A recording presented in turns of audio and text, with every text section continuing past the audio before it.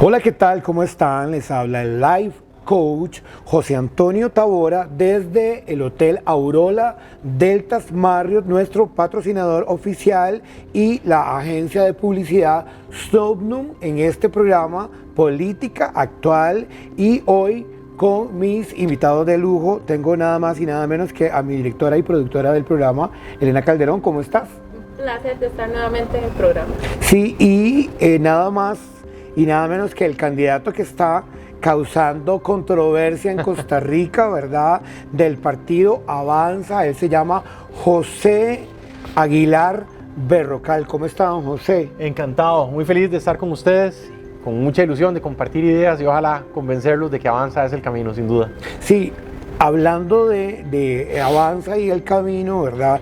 Costa Rica ha venido recibiendo ideas del candidato a la presidencia de la República, don José Aguilar Berrocal. No sé si usted lo ha venido investigando, pero yo sí, ¿verdad? Yo he venido siguiendo. De hecho, hay una amiga mía, que es la licenciada Gaudí Mora, que es fan suyo, ella es penalista, ¿verdad? Un saludo, y me dijo, oye, ¿lo vas a entrevistar? Y yo, sí, lo voy a entrevistar, ¿verdad? Y me ha costado mucho, pero usted ya está aquí. Feliz de estar acá, sí, esto realmente es como vivir adentro de una licuadora, uno pasa reunión, entrevista, buscar fondos, ir a visitar a los diputados, giras, de verdad no queda un segundo libre, pero gracias a Dios pudimos encontrar el momento y estoy encantado de compartir ideas y muy agradecido con la oportunidad, la verdad.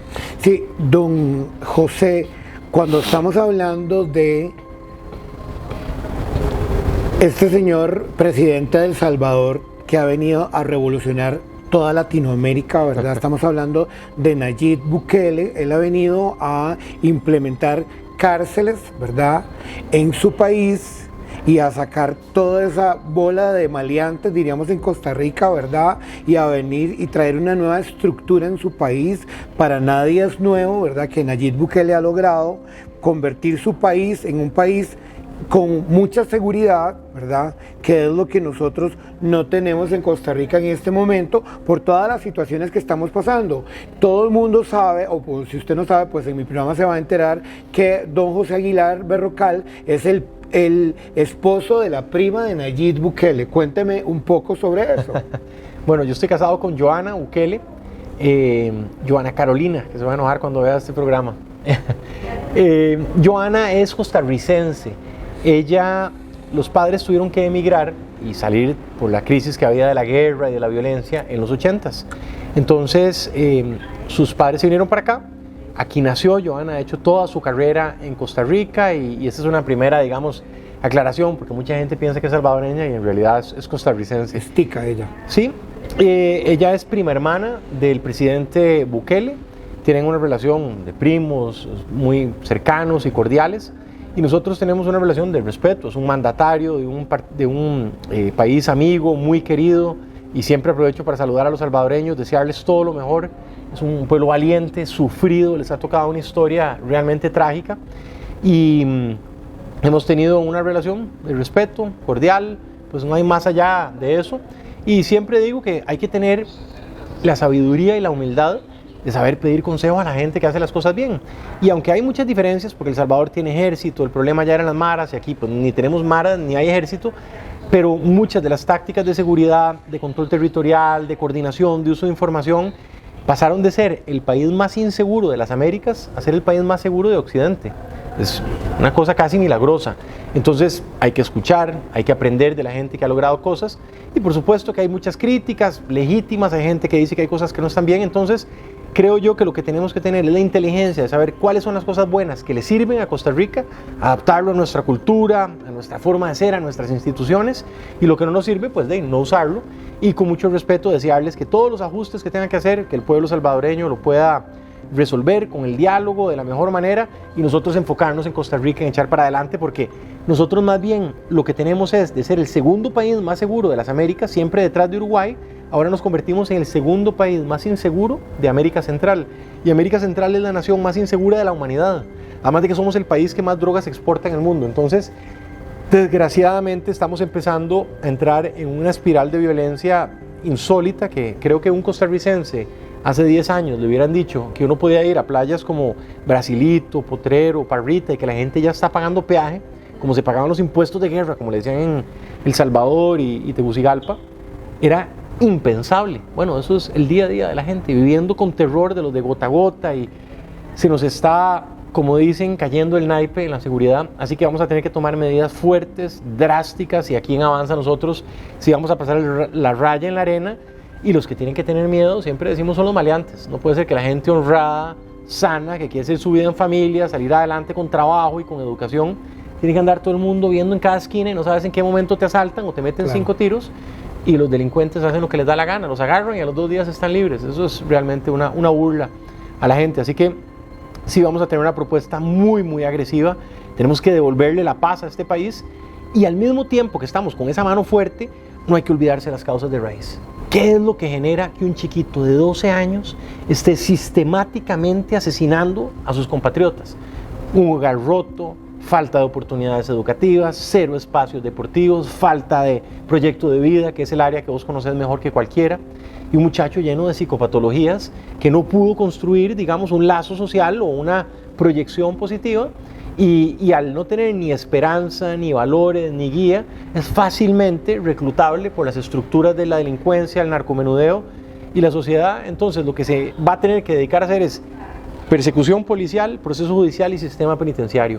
Por eso, si bien vamos a hacer una estrategia de choque feroz y vamos así con mano muy fuerte, tenemos que entender que al mismo tiempo hay que hacer con el corazón comunidades, educación, oportunidades, empleo juvenil, proyecto de vida, valores. Si no, vamos a estar en esto toda la vida. Metemos 100 y vienen 200 detrás, rotos, sin esperanza, con problemas psicológicos. Entonces, por eso es esa mezcla de una valentía brutal, ir de frente contra la delincuencia, inversión social, desarrollo humano, esperanza. Don José, tiene el José Aguilar Berrocal. ¿Usted es familiar de este señor Berrocal, que fue ministro de Seguridad? Ministro de Seguridad de este país. Sí, y te digo, él es hermano de mi abuelito, es mi tío abuelo, y es un tío que quiero mucho. Don Fernando Berrocal. Tío Fernando Berrocal, exactamente. Y además, yo siempre aprovecho para contar, porque me siento orgulloso como su sobrino. Él fue el primer embajador de Costa Rica cuando don Pepe Figueres abrió relaciones diplomáticas con la Unión Soviética en aquel momento. Luego fue ministro de la presidencia de la administración de Monge saliendo de la crisis, y luego fue el director de Costa Rica en Naciones Unidas, y le tocó dirigir el Consejo de Seguridad Nacional, primer costarricense y único que le ha tocado, así que yo me siento muy orgulloso. Y en el tema de seguridad tiene una gran conexión con el Comando Sur de Estados Unidos, la Unión Europea, el gobierno colombiano, porque hay que entender que este es un fenómeno transnacional que tienen toda la plata del mundo, toda la sofisticación, y nosotros solitos no vamos a poder. Entonces, muchas de las estrategias de seguridad internacional me las ha ido compartiendo, y la verdad me siento afortunado de contar con el apoyo de tío Fernando. Muy bien, cuando estamos hablando de los valores de la familia, ¿verdad? Costa Rica es un país donde hemos exaltado que Costa Rica ha sido por muchos años la Suiza centroamericana, ¿verdad? Hablando de valores, papá, mamá, hijos, kinder, escuela, colegio. Uno siempre se ve a las mamás llevando a sus hijos a la escuela caminando, ¿verdad? Sí. Con el salvequito, los chiquitos, y ellos van, los recogen. Cuando ya salen, uno ve a los papás afuera recogiendo a sus hijos, y esos valores es lo que hemos venido evolucionando en Costa Rica y apoyando a esta familia que nos representa. Sin embargo, ahora vemos muchos matrimonios disfuncionales, ¿verdad? Que la mamá es la responsable de los hijos porque el papá los abandonó, porque el papá se fue, porque el papá está en la cárcel, ¿verdad?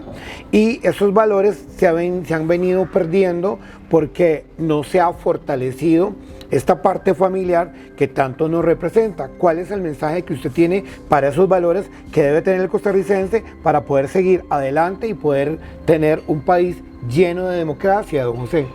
Muy importante tu pregunta. Tiene 2 partes. Lo primero es, nosotros definitivamente entendemos que el núcleo fundacional de la familia es lo que le da soporte a la sociedad en general. Vos lo explicaste muy bien, una familia sólida, compuesta, estable, hace que un niño tenga estabilidad emocional, tienen mucho más probabilidad de tener éxito educativo, y si tienen éxito educativo, tienen éxito económico, y empiezan a aportar positivamente y a construir para el país. Lo contrario, y quiero darte un dato que recuerdo perfectamente de un programa que se llamaba Puente al Desarrollo, que era para atender a las familias que tenían mayor condición de pobreza multidimensional. Ve qué increíble. 8,8 de cada 10 hogares que tenían la mayor severidad de la pobreza multidimensional estaban jefeadas por mujeres solas, jefas de hogar, que tenían ellas a su vez como un 73% no tenían la secundaria completa, había como un 65% que solo tenían primaria y había un poquito más, como de 8 de cada 10 que tenían ingresos inestables en el sector informal del mercado laboral. En promedio tenían 4 hijos de al menos 2 hombres separados, y esos niños que tenían entonces inestabilidad económica, una madre ausente, ausencia de una figura paterna, tenían una probabilidad de casi 80% de no terminar la secundaria, y se hace el ciclo intergeneracional de la pobreza multidimensional. Entonces no solamente es bueno para la sociedad, para la estabilidad psicológica, sino es bueno para poder salir de la pobreza, crear riqueza y evitar lo que hablábamos antes, de que estos muchachos sin educación, sin empleo, sin proyecto de vida, en lugar de mandarlos al Ministerio de Educación hay que mandarlos al Ministerio de Seguridad. Entonces hace toda la diferencia del mundo, y por eso nosotros pensamos que es muy importante hacer políticas que ayuden a la familia. Y te cuento 2 muy concretas que me vienen a la mente. Una, facilitar con la banca pública, que ahí tenemos Banco de Costa Rica, Banco Nacional, Banco Popular y de alguna medida Banca de Desarrollo, una línea de crédito, un producto financiero que le permita a los hogares poder tener su casa, tener la estabilidad de un hogar, porque muchas veces son tan caros que no los pueden hacer. Entonces, si la persona está en pobreza, se salva con el bono de vivienda, aunque este gobierno lo ha recortado, pero la mayoría son clase media, no tienen los fondos para una hipoteca y quedan en ese limbo.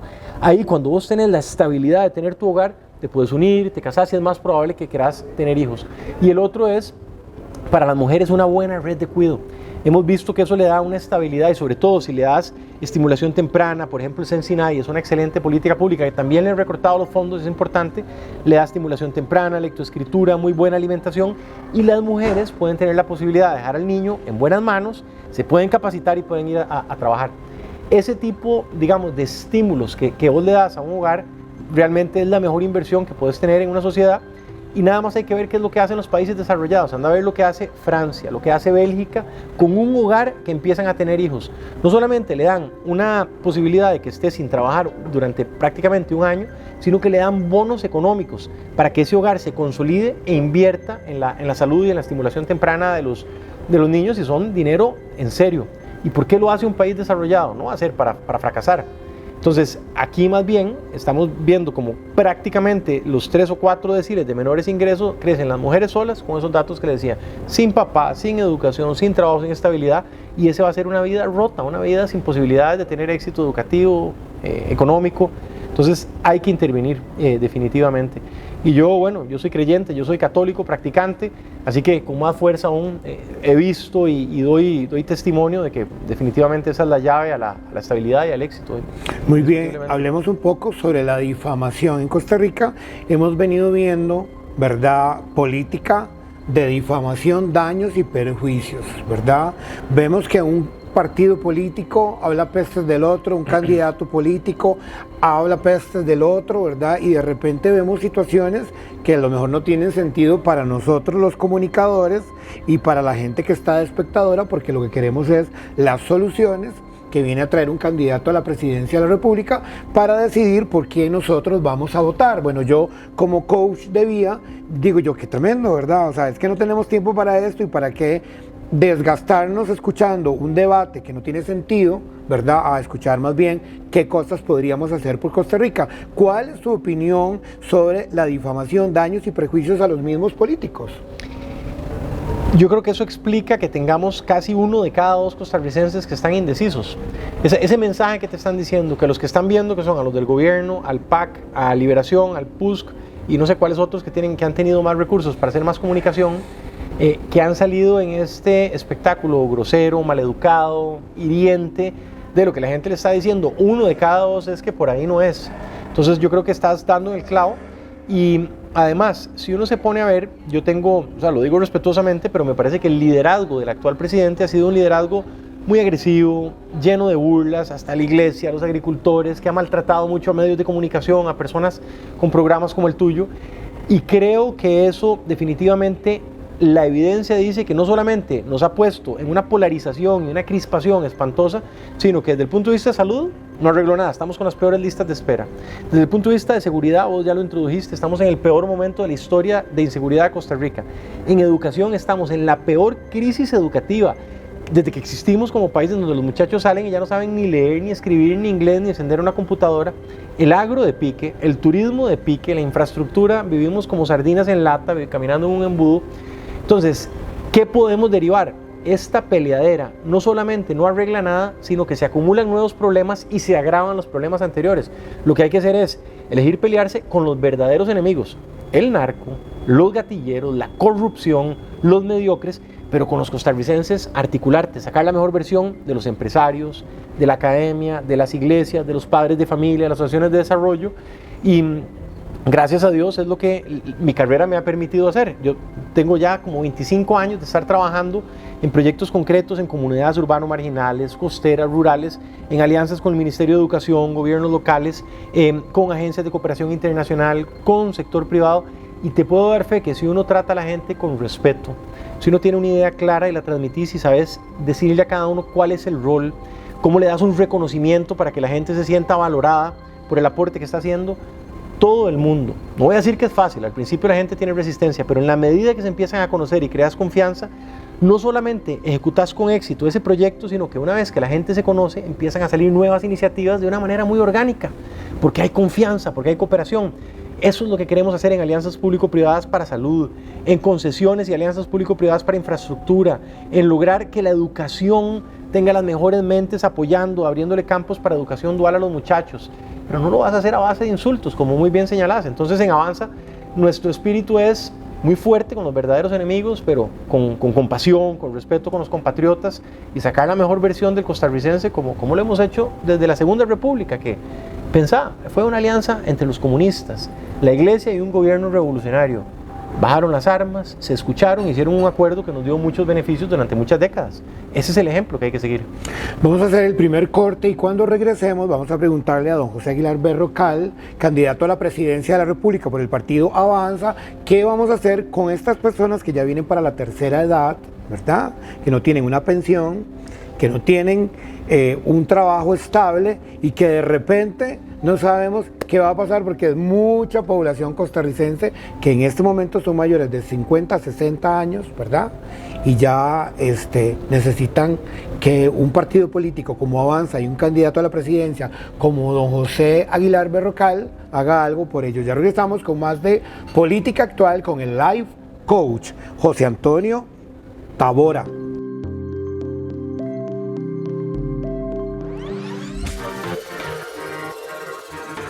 Se va a quedar con las ganas del vacío de su vida. De mañana si estaremos juntos. Altanera preciosa y orgullosa. Viene la tristeza larga.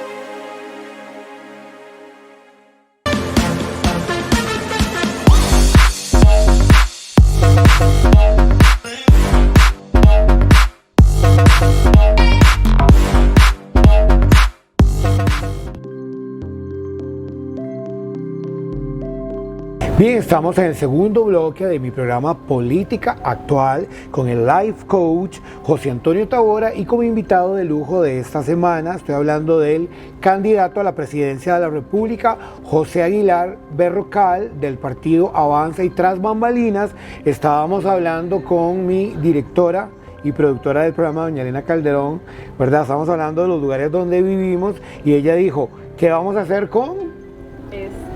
Sería tanto tránsito, tantas presas en Costa Rica que no se puede. Varias medidas muy concretas. Bien, primero, son medidas puntuales y luego la estructural de mediano plazo, pero hay que ser sincero y decir que esto no se puede resolver, digamos, estripando un botón. Entonces, medidas puntuales. Primero, el tren que ya existe, hay que explotarlo mucho más, hay que aumentar la frecuencia y los días en que esto opera, porque los fines de semana no se utiliza y entre semana tenés en la mañana y en la tarde nada más.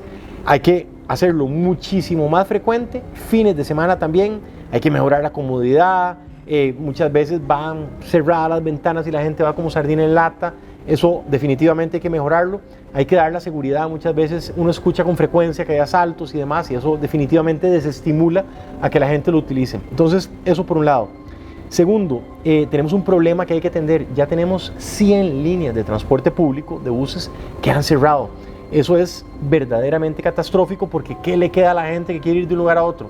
Uber o transporte privado. Y se saturan más las calles. Entonces hay que hacer una renegociación con Canatrans con carácter urgente y encontrar algún tipo de medida que le dé la viabilidad económica a esos servicios de bus de poder operar.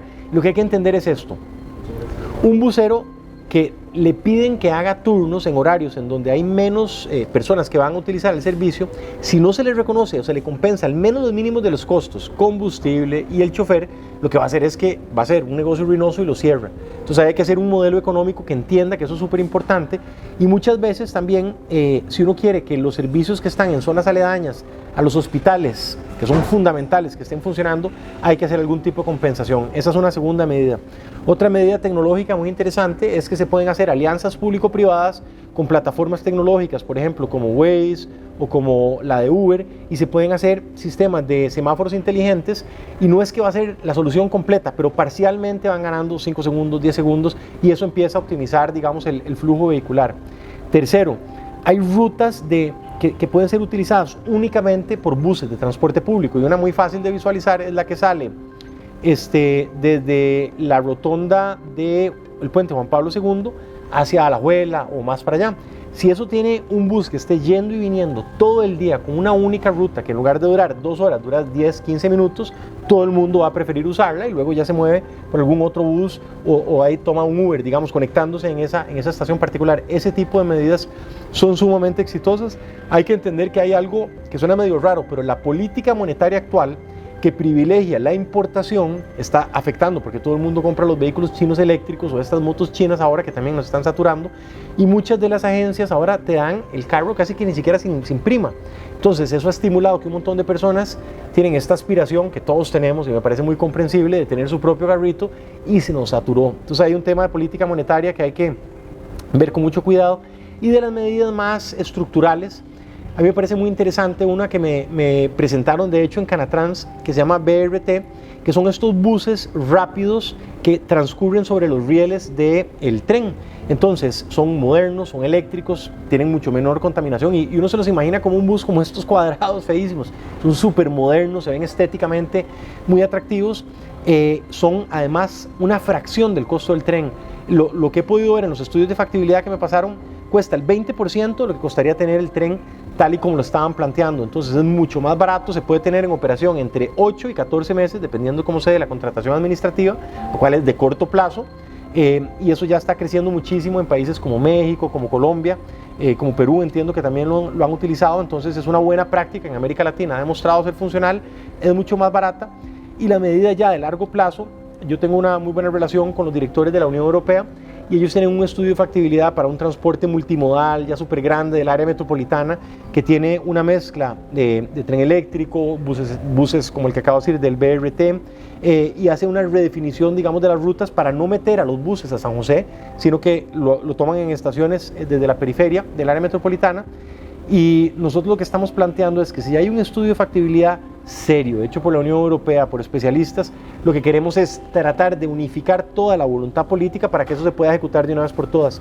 Porque muchas veces lo que hace es que si sale un partido político con una, otra estación con otro, empiezan a hacer una guerra de lobbying, que lo que hacen es descalificar al otro, y al final pasa lo que ha pasado previamente, que se pierde tiempo y no se hace ninguna. Muy bien, de esto que usted está mencionando, ¿verdad? Le hablaba yo antes del primer corte sobre las personas de la tercera edad.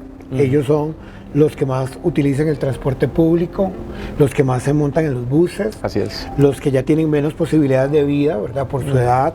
Hay muchos hogares de ancianos en Costa Rica, hay gente que puede pagar un hogar de ancianos. Otros en este momento, ¿verdad?, están viendo a ver a dónde llevan a sus padres, a sus abuelos, y están pasando por una situación que está viviendo Costa Rica, porque hay muchas personas que ya tienen 60, 65, 70 años, son votantes, ¿verdad? Gente que que vota, que son de la vieja guardia, que vienen de candidatos y de presidentes de la República de la vieja guardia, de todo lo que nos vendió Costa Rica en aquellos tiempos, ¿verdad? Hablamos ahora de que usted es sobrino de don Fernando Berrocal, don Fernando que tiene 70 años. Tiene un poquito más. Sí, claro, ¿verdad? Sí, no está grande, Y está sí, grande. entonces estamos hablando de esa población que no podemos olvidar, ¿verdad? Porque son los que construyeron Costa Rica, los que nos enseñaron lo que hoy somos, que agradecer. ¿verdad? Y que además tenemos mucho que agradecerles. ¿Qué vamos a hacer con la población de la tercera edad? Bueno, hay que entender que todo lo que dijiste es cierto y además es la población que más está creciendo demográficamente. Para que tengas una idea, ya en el 2052 vamos a hacer lo que llaman una pirámide invertida, que son menos jóvenes en la base y más adultos mayores. Y hay que entender que además, por la mala calidad educativa, se perdió lo que se llamaba el bono demográfico, que son personas que no cotizaron en su vida productiva porque no pudieron tener trabajo formal por la mala educación. Entonces es un gran tema. Ve, ahí lo que nosotros estamos pensando es que, primero, urgentemente queremos promover alianzas público-privadas. No sé si están familiarizados con una agencia que se llama AGECO. Hacen un excelente trabajo de atención integral, digamos, en capacidad cognitiva, atención de salud, tienen además todos los procesos de socialización desde el punto de vista psicológico, y no hay que ver en los viejitos nada más o de los adultos mayores como una persona que tenemos que darles plata para que vaya al súper, es su calidad de vida. Por eso empiezo con AGECO, y ahí básicamente están trabajando con las uñas, con recursos propios. Definitivamente hay que darles recursos financieros que salgan de FODESAF para que ellos puedan ir, y no solamente en el área metropolitana, sino en las áreas rurales. Y yo insisto mucho en hacerlo con alianzas público-privadas, porque la verdad es que el Estado no tiene esa capacidad, que ya ellos han ido especializándose y que pueden hacer la guía. Por otro lado, definitivamente tenemos que hacer medidas para que la gente cotice, para que tenga una pensión, porque si no el otro problema económico no nos va a salir la matemática. Y ahí lo que estamos planteando es bajar las cargas sociales, solamente dejar la caja, pero quitar INA, INS, FODESAF y la capitalización del Banco Popular, que se pasan a impuestos generales del Ministerio de Hacienda, y de esa manera más gente que no podía contratar formalmente porque eran muy caras las cargas sociales, se baja esto y entonces aumentar la base de cotizantes. Ahí tenés una medida. Y hay otra cosa que hay que decir, y esto le he dado mucha cabeza y la matemática no sale. Son mucho más las personas que hoy ya tenemos que atender, eso va creciendo, y muy poca la gente que cotizó. Entonces ahí lo que estamos planteando es que nosotros queremos utilizar la riqueza que hay en Cruzitas, que son centenares de miles de millones de colones, que la use el país con la guía técnica del Colegio de Geólogos, que además se busquen todas las medidas modernas para mitigar las externalidades tanto como sea posible, y eso es que no se explote con los caligalleros y con los narcotraficantes, que hoy tienen un desastre en donde está el mercurio, el cianuro, el subsuelo y el manto acuífero, y esa enorme riqueza que tiene el país, canalizarla principalmente en dos cosas. Uno, seguridad, que es para mí prioridad de prioridades, y el segundo es precisamente en pensiones, porque hay que reconocer que se necesita un montón de dinero para atender a gente que no estaba produciendo en su vida útil, por lo menos la mayoría no. Entonces va a ser un gasto enorme, y ahora estamos tan socados macroeconómicamente que si no tenemos un insumo adicional como este, no nos va a alcanzar la plata. Entonces, principalmente, alianzas público-privadas, lograr que más gente cotice para la caja, y estamos planteando que con la riqueza de Cruzitas prioritariamente se atiendan los adultos mayores. Entonces, hemos visto en este gobierno actual, ¿verdad?, que de repente se nos van como las estadísticas de lo que piensa el costarricense, del actual gobierno, y de repente escuchamos, ¿verdad?, las redes sociales que están tan de moda, ¿verdad? Ahora todo el mundo ya no espera ver las noticias, porque las noticias te llegan primero al TikTok, al YouTube. ¿Perdón? Instagram. A Instagram te llegó antes que el noticiero. Usted ya sabe lo que pasó, porque la gente se mueve ahora, ¿verdad?, con las redes sociales, y mi programa no es la excepción, ¿verdad?, porque además de varios medios de comunicación que lo publicitan, también están las redes sociales y la agencia de publicidad que patrocina. Pero, ¿qué pasaría, verdad, si hubiera... Costa Rica se volvió un país de huelgas, ¿verdad? Que hay la Asociación Nacional de Empleados Públicos y Privados, que la lidera don Albino Vargas, ¿verdad? Entonces siempre va a haber don Albino ahí, que las huelgas, ya uno sabe, ¿verdad? Que algo pasa y todo el mundo está ahí, pero de repente hemos visto como que la gente se está calentando, ¿verdad? Ya la gente no aguanta mucho. Digamos, hace un poco, como 15 días, hubo una noticia, no sé si usted la vio, de que en la alcaldía de San Pedro, que es liderada por Domingo Argüello, un gran amigo, saludes a Domingo, ¿verdad? Hubo como un pleito, un debate ahí que terminó casi de golpes. Después en otra alcaldía, en otro lugar, el mismo día, pasó lo mismo.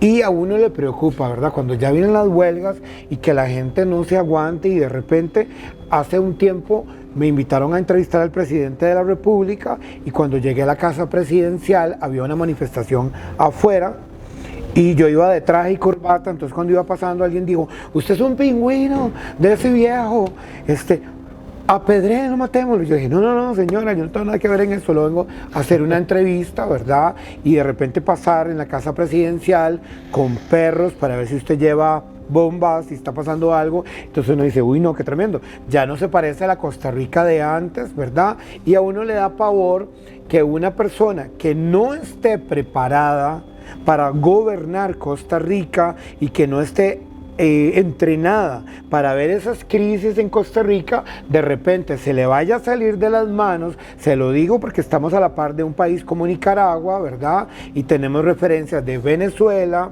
de Cuba y de otros países latinoamericanos que se les parece un poco a lo que estamos viviendo en Costa Rica en este momento. Hemos visto manifestaciones porque están en contra de una persona pública del Poder Judicial, ¿verdad?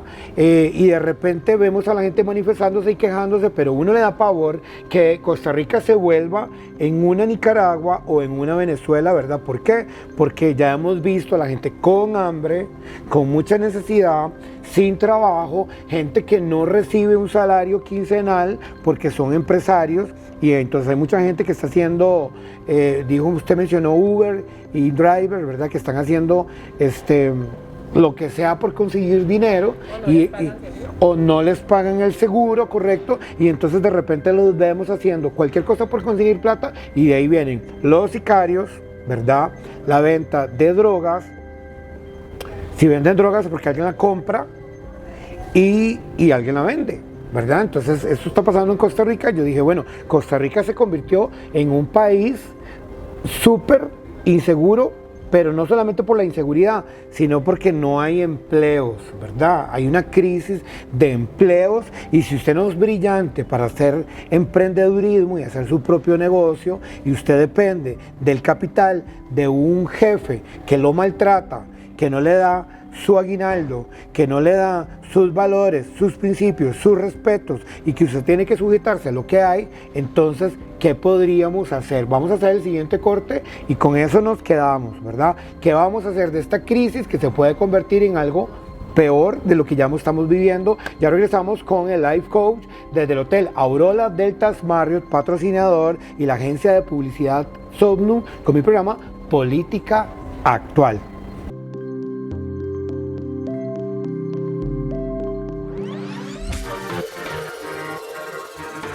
Se va a quedar con las ganas de vacilar de de mañana si estaremos juntos. Altanera preciosa y orgullosa Viene la tristeza larga.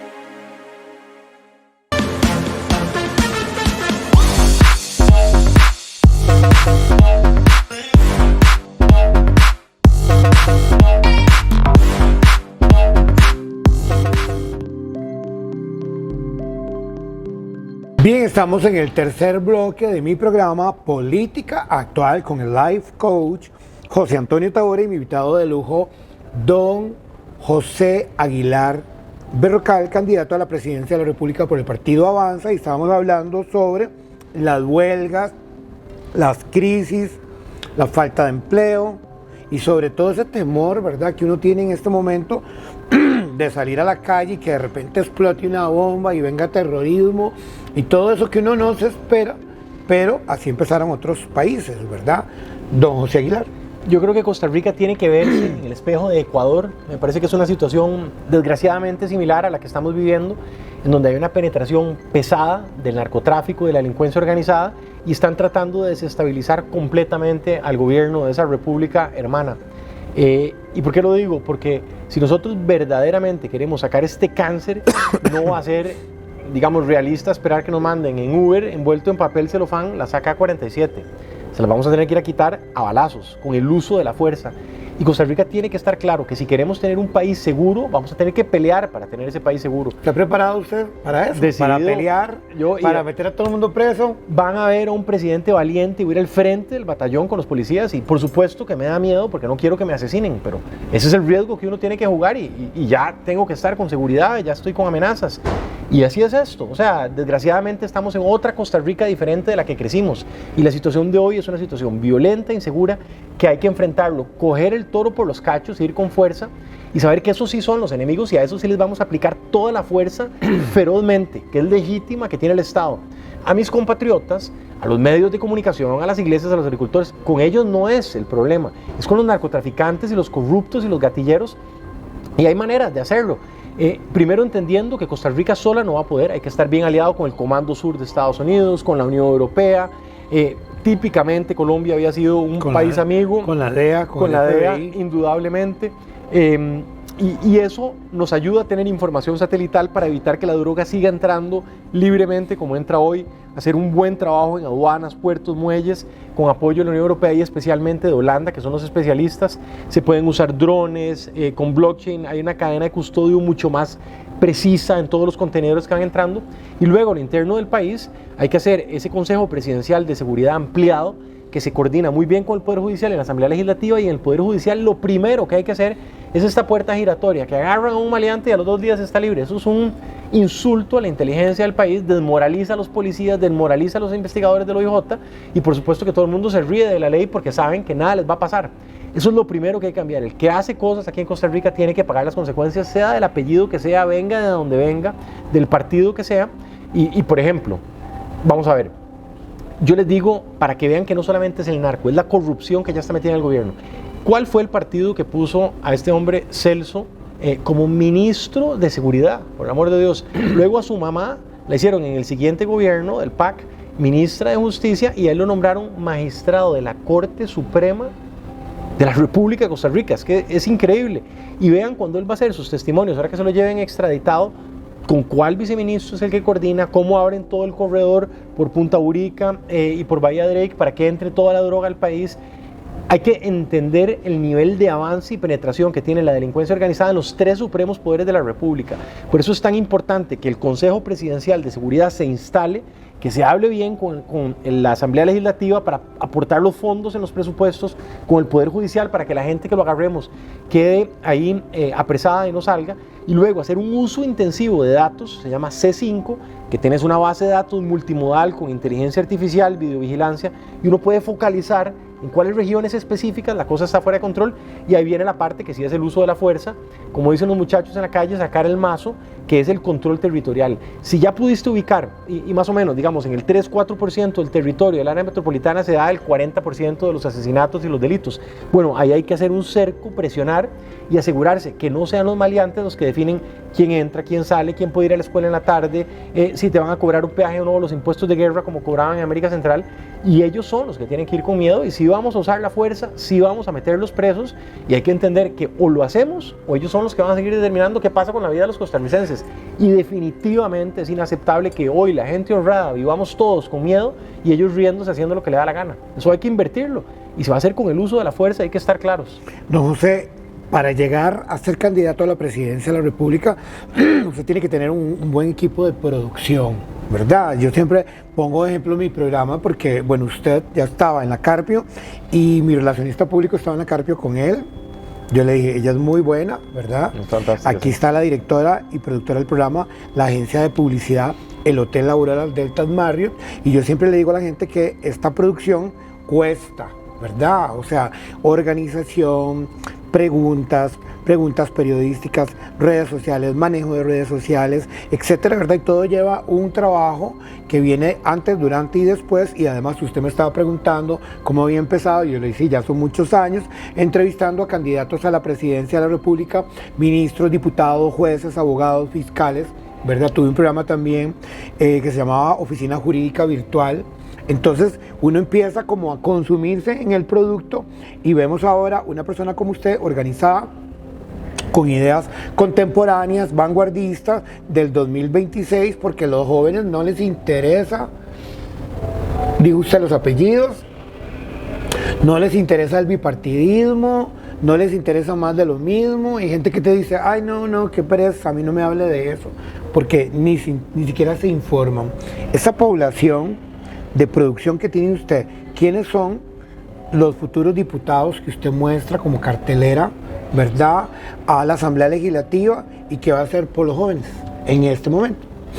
Bueno, toda mi vida, para empezar, he trabajado directamente para apoyar a la juventud. Yo tengo 2 organizaciones, una que fundé hace como 23 años, que se llama Fundación Acción Joven, 22 años, que básicamente lo que hace es trabajar en zonas urbano-marginales, costeras y de alto riesgo social para bajar la deserción estudiantil. Es una alianza público-privada con el Ministerio de Educación. Ya han pasado más de 100.000 muchachos. Me ha tocado hacer infinitos proyectos en la Carpio, León 13, Limón, y ahora recientemente con la otra organización que fundé, que se llama Desarrollo Humano Estratégico. Estamos trabajando en campañas de bilingüismo, de alfabetización tecnológica, de empleabilidad, de educación dual. Entonces es algo que está cerca de mi corazón, definitivamente, y tristemente estamos en un momento crítico en donde los jóvenes están con la peor educación. Tenemos 3,5 veces más desempleo juvenil que el empleo normal. Entonces, decididamente hay que dar prioridad a ellos. Tenemos un equipo de diputados muy competentes. En San José lo encabeza la ingeniera doña Laura Sauma. Es una persona que es muy, digamos, vocal y muy apasionada por todo el tema de reforma del Estado, de eficiencia, combate a la corrupción. Tenemos a Stephanie Wong. Stephanie es una politóloga muy sofisticada, con amplia experiencia en cámaras empresariales, en la Asamblea Legislativa. Es una persona que conoce también de sostenibilidad. Tenemos a don Arturo Barbosa. Arturo viene con una propuesta que es para el otro grupo, lo que llama la Agenda Plateada, que son para los adultos mayores. Tenemos un planteamiento de la pensión universal para los señores mayores, y él tiene una gran experiencia también trabajando, por ejemplo, con inversión extranjera directa en Intel, y creó la Cámara de los Call Centers. Y en Alajuela tenemos a 2 personas con un perfil muy diferente, pero mucha sensibilidad a los jóvenes rurales. Es don Ignacio Acosta y Laura Rodríguez. Ignacio fue diputado, tuvo una experiencia muy interesante en la Asamblea Legislativa, es pequeño agricultor, electricista. Laura es una líder comunal de iglesias evangélicas y tiene todo un trabajo con los chicos, es una persona muy querida en San Ramón. En Guanacaste tenemos perfiles muy interesantes. Está don Brian Campbell Jiménez. Brian fue el gerente del Ingenio El Viejo y trabajó también para Chiquita. Es un líder de agroindustria, exportadora y también del sector turístico. Una persona de 50 y pico de años, empresario, exitoso, con mucha sensibilidad. Se ha ganado varios premios de responsabilidad social empresarial. Y está la doctora Mayito, como le dicen, que es una doctora muy querida en Santa Cruz, con una atención, digamos, hace un trabajo humanitario, atiende de manera gratuita a un montón de personas en la zona de Tamarindo, Villarreal. Entonces, ingeniería, servicio médico. En Punta Arenas tenemos a 2 personas que son educadores pensionados. Es un perfil que me gusta mucho y que han trabajado muy de cerca con sindicatos, que a veces la gente tiene una idea que son nada más bochincheros y peleones, y para mi grata sorpresa son personas llenas de propuestas, muy voluntariosos. En Cartago tenemos a Paula Rodríguez, que es una excelente diputada. Ella tiene 3 carreras, es una persona administradora, tiene 2 especialidades en sostenibilidad e injerencia en proyectos. Ha trabajado directamente en el Ministerio de Educación, ahora trabaja en la Universidad de la Cooperación Internacional, es especialista en economía circular. Entonces es un perfil realmente muy heterogéneo. En Limón va don Fernando, que ha sido un fiscal ambiental con una expertise muy interesante en ese tema de proteger la biodiversidad. Y lo que es muy interesante es que son todas personas que no han participado en la política tradicional, en la politiquería, podríamos decir, y que son exitosos en sus áreas y que ahora todos, la verdad, con mística, aportando sus propios recursos, quieren dar de vuelta, luego de una trayectoria profesional exitosa, algunos en sector público, la mayoría en sector empresarial, y no vienen, digamos, con esas mañas o esos trinquetes. Entonces, es un panorama diverso de líderes comunitarios, empresarios, educadores, personas de la parte jurídica, y yo estoy seguro que si los escucharan a todos quedarían enamorados, porque son personas apasionadas, con buena formación profesional, todos tienen varios títulos, todos tienen ya una trayectoria larga. Entonces la verdad me siento muy afortunado de estar acompañado de todas estas personas. Y en Heredia está Steven Barahona, un gran comunicador, un colega de ustedes que trabajó mucho tiempo en Canal 7, y además una persona con una historia bien inspiradora. Steven. Está doña Sandra Hernández, una gran economista, también graduada de Ohio State, que es una universidad muy prestigiosa. Entonces, de gente profesional de alta calidad y buenos costarricenses Don comprometidos. José, ¿por qué tendríamos que votar por usted? ¿Cuál es la propuesta que usted viene a hacer a todos los seguidores del programa Política Actual y del Life Coach José Antonio Tavora? ¿Qué es lo que usted tiene que no tienen los otros 19 candidatos a la presidencia de la República? Y que uno dice, voy a darle el voto a doña Laura Fernández, ahorita que ella va en primer lugar, a don Álvaro Ramos, que ya lo entrevisté la semana pasada, ¿verdad? Y me gusta que doña Claudia Dobles, don Claudio Alpizar, me gusta, qué sé yo, don Boris Molina, ¿verdad? Don Fernando Zamora. ¿Qué es lo que usted tiene que ellos no tienen? El lema y el nombre de nuestro plan de gobierno se llama Hechos, no palabras. Y eso lo decimos porque meterse a la política, prometer es una cosa, y hablar, habla cualquiera.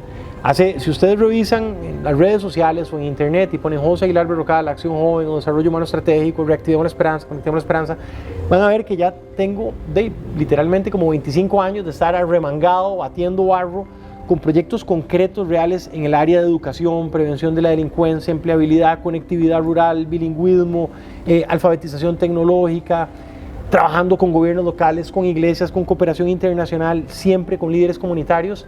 Y hay una demostrada capacidad de liderar y articular proyectos exitosos que suman sectores, que logran hacer una visión innovadora, estratégica, siempre con un uso intensivo de la tecnología y de las nuevas maneras de resolver los problemas.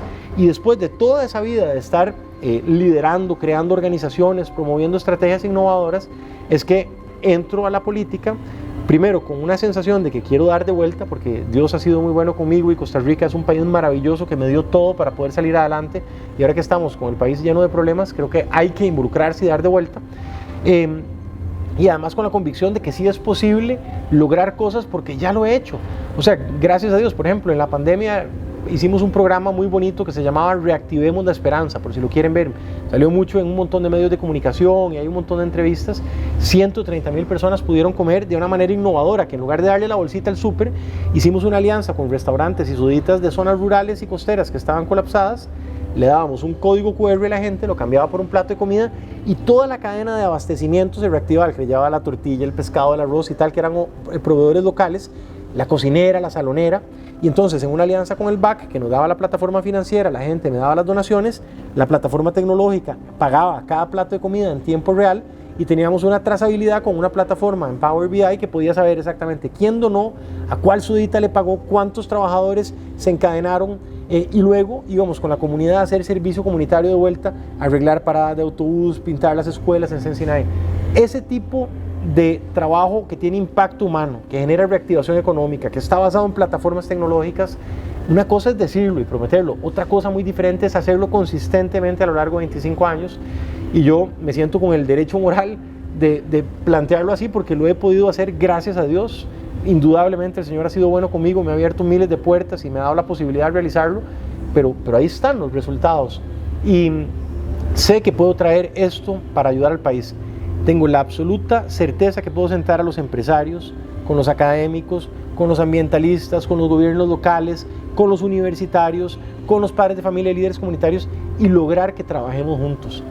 Vamos a ir a muerte y a balazos con los narcos y los gatilleros, pero con nuestros compatriotas, con las fuerzas vivas de nuestro país, estoy seguro completamente que puedo articularlos y sacar la mejor versión del país para ser un país exitoso, solidario y valiente, vamos a defender a nuestra gente, pero vamos a ir hacia la prosperidad, hacia la innovación, hacia el país de la educación y de las oportunidades.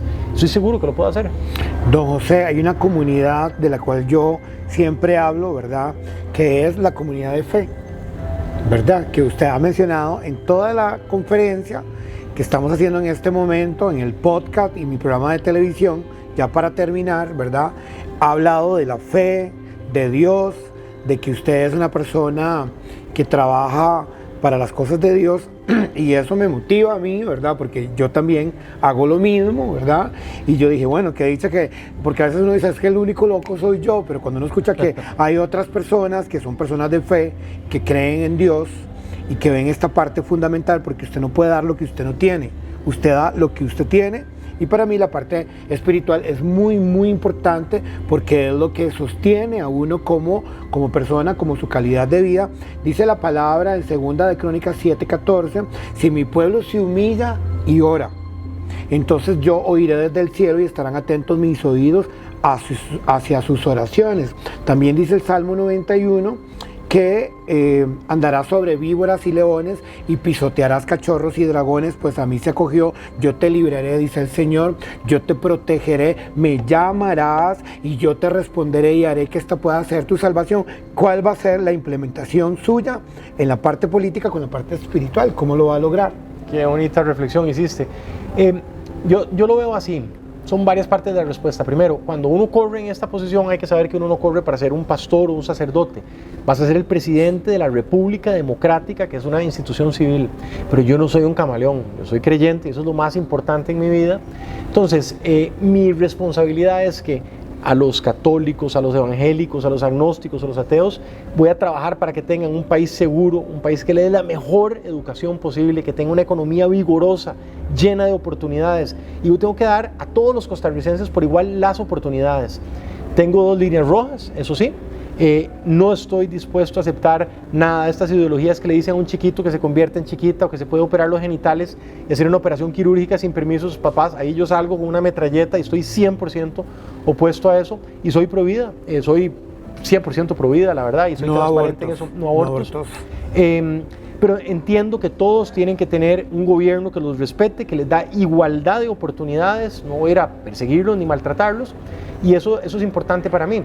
Lo otro que siempre digo es que a veces se usa la política para sentirse moralmente superior o algo así, y no me gusta. A mí lo que me da la política es eso que dice, no vea la paja en el ojo ajeno, primero vea la viga en el suyo, y reconozco con pesar que soy imperfecto, que soy pecador, que tengo que mejorar como esposo, como hermano, como hijo, como profesional. Así que no me siento en el derecho a juzgar a nadie, más bien hago un gran esfuerzo para tratar de seguir lo que el Señor me pide, y todos los días le pido que me dé fuerza y me ayude a ser una mejor persona, pero reconozco que soy imperfecto, que he hecho errores como todos, y jamás se me ocurriría ponerme como un santo ni venderme así. Pero los valores que nos da de amar al prójimo, de decir la verdad, de tener compasión, de saber que esta vida es finita y que no hay que apegarse a lo material, sino buscar lo espiritual, como vos lo sugerís, eso llena mi corazón, me da mucha fortaleza, y además indudablemente sé que he sido una persona privilegiada, porque gracias a Dios me ha dado oportunidades, y por eso el Señor dice, a los que mucho les doy, mucho les voy a pedir, y por eso quiero dar, exactamente, quiero dar de vuelta con gratitud por todas las bendiciones que Dios me ha dado, y todos mis hermanos en la fe sepan que van a ser tratados con respeto, que van a tener un presidente amigo, que los entiende, que los valora, que los cuida, y que no voy a permitir que nadie venga a maltratarlos en este país. Quiero dar un agradecimiento muy especial al partido Avanza y a todos sus candidatos a diputados de la República. Si tienen un gran personaje como este, fijo van a hacer algo por este país. Un agradecimiento muy especial al Hotel Aurora Deltas Marriott, ¿verdad? También a mi patrocinador, agencia de publicidad Somnum, y a mi directora, doña Elena Calderón. Muchas gracias por acompañarme, muchas gracias por estar hoy en este programa. Le deseo éxitos, ¿verdad? Gracias. Acuérdense que el 10 de enero es la fiesta de aniversario del programa Política Actual. Esperamos verlo por aquí, a usted y a sus compañeros, ¿verdad? Desde el Hotel Aurora Deltas Marriott y la agencia de publicidad Somnum, habló para ustedes el life coach de Política Actual, José Antonio Tabora.